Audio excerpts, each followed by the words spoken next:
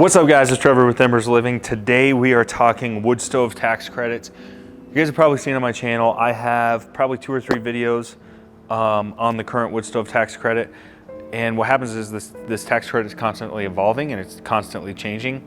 Well, this video is being shot in November of 2022. It has been revised for the start of 2023. So there is a new revised tax credit and we want to make sure you guys have all the most important up-to-date information so you can make an informed decision when buying a wood or pellet stove. Time to explain this thing. And guess what? If you guys watch my channel, you guys know that I don't really use notes or anything. Everything's just all right here. This tax credit's clear as mud. So I got my cheat sheets ready and we're gonna go through it.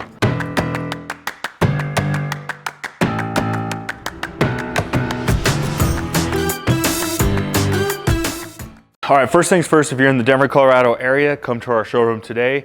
You can check out these products for yourself. If you're new to our channel, make sure to subscribe, follow us, thumbs up it, TikTok, Facebook, YouTube Shorts, do it all, just do it. It helps us out a ton, really helps the channel. Okay, let's start trying to figure out this tax credit. First, let me talk about what the current tax credit is, because it does run through the rest of 2022. And then I'm gonna tell you what's different with the new revised one that's starting in January. Let's talk about it. Okay, so let's start with what's the same between the two tax credits. And this was actually the biggest point of confusion with the last one. What's the same is technically what qualifies. So what we're gonna have is we're gonna have wood units, freestanding inserts, built in the wall fireplaces, and pellet units. So they call it biomass fuel. So wood and pellet units that qualify using the HHV unit of measurement and measuring over 75% efficient or higher. Now that was the confusing part. Now here's why it's so stinking confusing. The EPA came out with a new federal standard that took effect in 2020. And that unit of measurement that they used, they did not use the HHV unit of measurement. What makes it so confusing is you can have a unit that's EPA certified, but now this tax credit is using the HHV unit of measurement, which they did not use with EPA certifications. So not all EPA certified units meet the qualification, even though they're the ones that set the standard for the unit of measurement. Did I lose you, Chris? Yeah. Okay, first off, what the heck is HHV? So this is why I had to do a printout, because I've been selling wood stoves for a really long time and no one had ever asked me what HHV meant. So HHV stands for the higher heating value, and it's basically a form of measurement. So I did a little research. Allow me to tell you what the higher heating value means. It indicates the upper limit of the available thermal energy produced by a complete combustion of fuel. It is measured as a unit of energy per unit mass or volume of substance.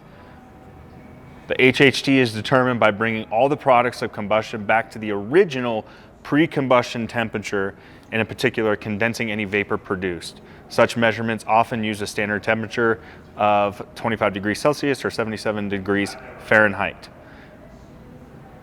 You confused? Yeah, I'm not a scientist. So essentially what that means, I think, is they basically run the product or run whatever they're testing to measure efficiency, and then they're going to remeasure the efficiency levels after the product has cooled down to the original room temperature, which is usually around 77 degrees Fahrenheit, I think. Here's the good news for you and I.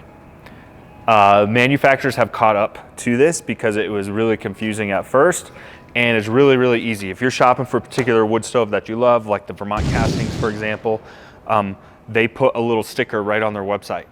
It'll say if it qualifies for the current tax credit or not. So it's a really simple way that you can check, is whatever you're on the hunt for, just see if they have that little symbol or sticker showing what units qualify. Now our 2 most popular brands are going to be Vermont Castings and Hearthstone. Both of those brands, the majority of their lineups qualify for the tax credit. So I would say 80% of what we sell are these 2 brands, and pretty much everything qualifies. So it's really simple with those 2 popular brands, that knowing that everything qualifies. Another rule of thumb is basically reburn stoves do not have enough of that efficiency rating at the HHV level to qualify. So essentially, units that use a catalytic combustor or hybrid stoves that have a reburn and a catalytic combustor in it, in general, are all that are going to qualify, that are going to be that efficient enough.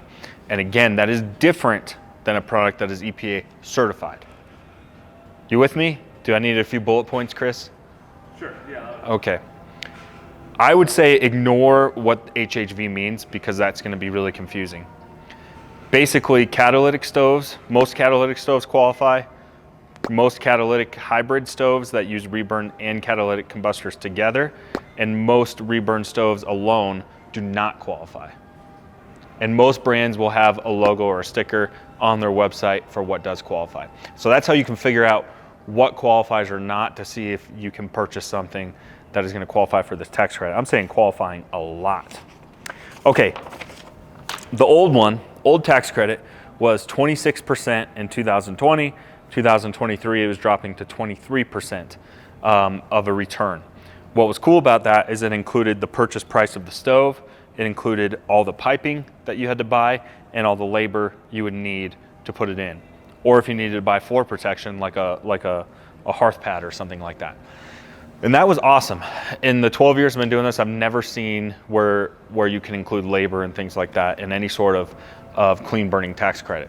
So essentially what that would mean, if you drop $5,000 on the stove, you dropped, let's say $2,000 on pipe, $2,000 on labor, and then $1,000 on floor protection, you're gonna spend $10,000, you would get $2,600 back, that 26% right back into your pocket, which is pretty cool. So that's the way the current program runs. And if you still purchase and install within the 2022 calendar year, that is the program that you're going to get. So fast forward to January 1st, when the new tax credit takes effect, the same units, the same standard of qualification qualifies. So if you're shopping for a stove, you don't have to worry about switching stoves or something like that. Same units qualify, which is nice. What really changes is the way the tax credit is structured. So the old structure was 26%. The new one, the good news is the new one in January is going to be 30%. Okay? That's the good news. You ready for bad news, Chris? Chris hates it when I deliver bad news. Let's hear it. The bad news is the new one is capped. So for biomass units or heating units, it does have a cap of up to $2,000 as your maximum credit. So that means if you're spending over $6,666, you're not going to take full advantage of the full credit, because, you're taking full advantage of the credit, but you're not going to get anything over and above that $2,000. So I'm trying to figure out how I can make this easy to understand, if you should try to take advantage of it this year or if you should try to take advantage of it next year. I would say if you're under that $6,666 mark, it's going to be more, you're going to get more money back taking advantage of the 30%. The equivalent dollar amount for the 26% is roughly $8,000. So if you're above that $8,000 mark, it's going to be more financially beneficial for you to try to get that done this year. Now, is that feasible? We have stoves in stock, so we can definitely accommodate that for now at the time of this video to make that happen. But here's the thing. With inflation and everything going the way it is, $8,000 is really not that hard to hit. We usually have a couple $1,000s in pipe. You're going to probably spend anywhere between $3,000 and $7,000 on a stove. If you get a big fancy Defiant in the Bordeaux red finish, that's one of our most expensive stoves. Plus all the pipe, a couple grand in pipe, and you're going to have anywhere between $500 and $1,500 in labor, depending on the scope of labor. $8,000 is not that hard to hit. So the good news is next year it'll be really easy to hit that 6666 number. 4 sixes. This is a weird number. It's not going to be that hard to hit that either. So you're going to get your $2,000 back.